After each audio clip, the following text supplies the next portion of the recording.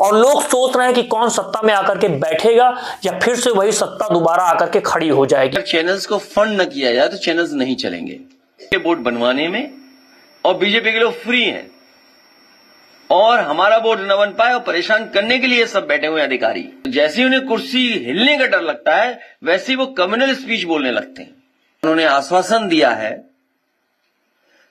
कि जो भी दोषी हैं उनके खिलाफ कार्रवाई होगी और इतनी बड़ी घटना हो जाए, इतनी बड़ी गाड़ी में लोग निकल आए। नमस्कार, आदाब दोस्तों, हमारा नाम है आजाद और आप देख रहे हैं आजाद बोल। बिहार राज्य में चुनाव समाप्त हो गए। सारे आंकड़ों को ध्वस्त करते हुए इस बार बिहार में जो मतदान हुआ है वो आपने देखा। पुरुष और महिलाओं ने खूब मतदान किया। इस बार मतदान के मामले में महिलाएं 10% ज्यादा मतदान कर सकी। हर बार ज्यादा करती थी लेकिन इस बार कुछ ज्यादा ही मतदान हो गया है बिहार में। अब उसका क्या होगा, कौन लोग किसको वोट कर रहे थे, ये हमें और आपको भी कुछ नहीं पता है। लेकिन मार्केट में आप देखेंगे तो एग्जिट पोल की भरमार लगा दी गई है।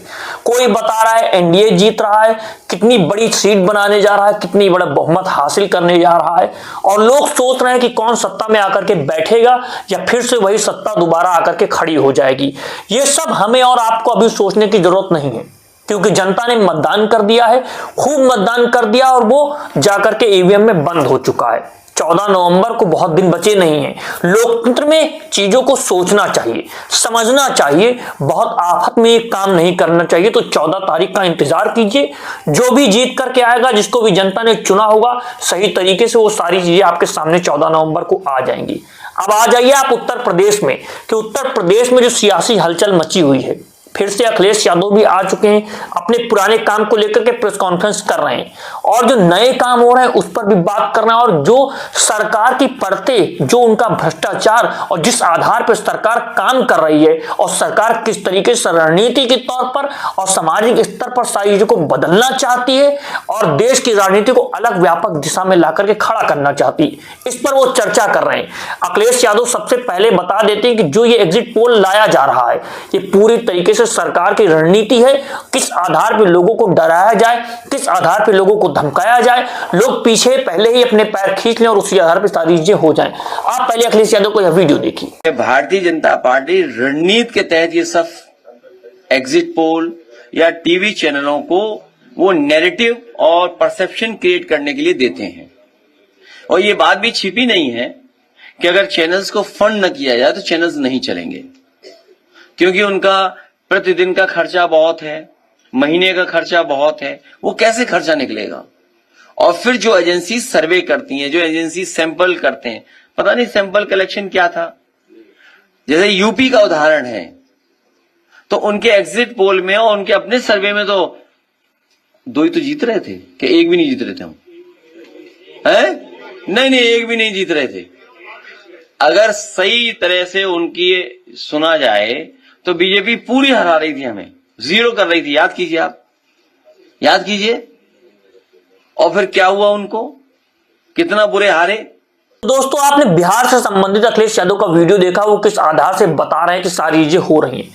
अब आपको यह भी समझना होगा कि जब अखिलेश यादव करते हैं राजनीति यूपी की, तो वो यूपी में जिस आधार पे काम कर रहे हैं और जो बातें रख रहे हैं जनता के सामने, जो सारे आंकड़े हैं सरकार के और जिस आधार पर सरकार काम कर रही है, जिस आधार पर उत्तर प्रदेश के मुखिया जो सुघोषित रामराज के मुखिया है वो किस आधार पर काम करते हैं, उनकी सोच क्या है, किस आधार पर वो चीजों को देखते हैं और देश को डेवलपमेंट करने के लिए, अपने राज्य को डेवलपमेंट करने के लिए उनकी क्या नीति है और किस आधार पर स्वास्थ्य व्यवस्था चरमरा गई है, इन मुद्दों पर भी अखिलेश यादव बात करते हैं। और साफ तौर से कहते हैं कि जिस तरह से बिहार में एसआईआर हुआ, उत्तर प्रदेश में 4 नवंबर से हो रहा है, उसमें हमने पीडीए के प्रहरी बना रखे हैं। वो हमको सारी सूचना देंगे, हम आयोग में उसकी शिकायत करेंगे और उस पर कार्रवाई की जाएगी। हम यह उम्मीद करते हैं। आप यह वीडियो देख लीजिए। एडमिनिस्ट्रेशन पूरा सरकार का है, बीजेपी का एडमिनिस्ट्रेशन है, पूरा एडमिनिस्ट्रेशन लगा हुआ है बीजेपी के वोट बनवाने में और बीजेपी के लोग फ्री हैं और हमारा वोट न बन पाए और परेशान करने के लिए सब बैठे हुए अधिकारी। इसकी समय समय पे जानकारी देंगे हमारे ये एसआईआर पीडीए प्रहारी, और हम लोग उसकी शिकायत इलेक्शन कमीशन को करेंगे। और हमें उम्मीद है कि आयोग हमारी मदद करेगा, निष्पक्ष कार्रवाई करेगा और ऐसे अधिकारी जो रुचि नहीं ले रहे हैं वोट बनवाने में या सहयोग नहीं कर रहे हैं पॉलिटिकल पार्टी का, उनके खिलाफ कार्रवाई करे आयोग की। समय समय हम लोग बताएंगे।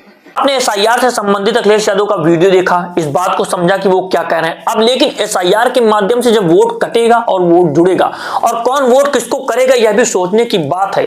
तो वहीं पर जब प्रदेश के मुखिया संविधान की शपथ लेते हैं तो वो किस आधार पे धर्म की बात करने लगते हैं, किस तरह के नारीबाजी करने लगते हैं, इसकी भी पोल खोल दी अखिलेश यादव ने। उन्होंने जो बात कही वो आपको सुननी चाहिए। और इधर देखा होगा आपने कि हमारे मुख्यमंत्री जी बहुत कम्युनल स्पीच देने लगे हैं। अभी उनकी स्पीच सुनी है सरकार की, वो इसलिए है घबरा जाते हैं जब उन्हें लगता है जनता खिलाफ है, पार्टी के लोग खिलाफ हैं, एमएलए खिलाफ हैं। और कोई मिठाई खिलाने की बात कर रहा था पटना एयरपोर्ट पर, उससे घबरा जाते हैं कि कहीं ऐसा तो नहीं कुर्सी हिल जाएगी। तो जैसे ही उन्हें कुर्सी हिलने का डर लगता है वैसे ही वो कम्युनल स्पीच बोलने लगते हैं। उन्हें विजन इंडिया से, न्यू इंडिया से कोई लेना देना नहीं है। स्टार्टअप में क्या करना है स्टेट गवर्नमेंट को, उन्हें होश ही नहीं है।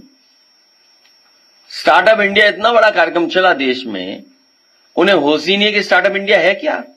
तो दोस्तों आप देख रहे हैं कि अखिलेश यादव साफ तौर से कह रहे हैं कि योगी आदित्यनाथ जी जो हमारे प्रदेश के मुखिया वो किस तरह से भयभीत हो चुके हैं और जिस तरह से वो काम कर रहे हैं, जिस तरह की वो भाषणबाजी कर रहे हैं, लोकतंत्र में एक मुखिया की भाषा तो नहीं हो सकी है।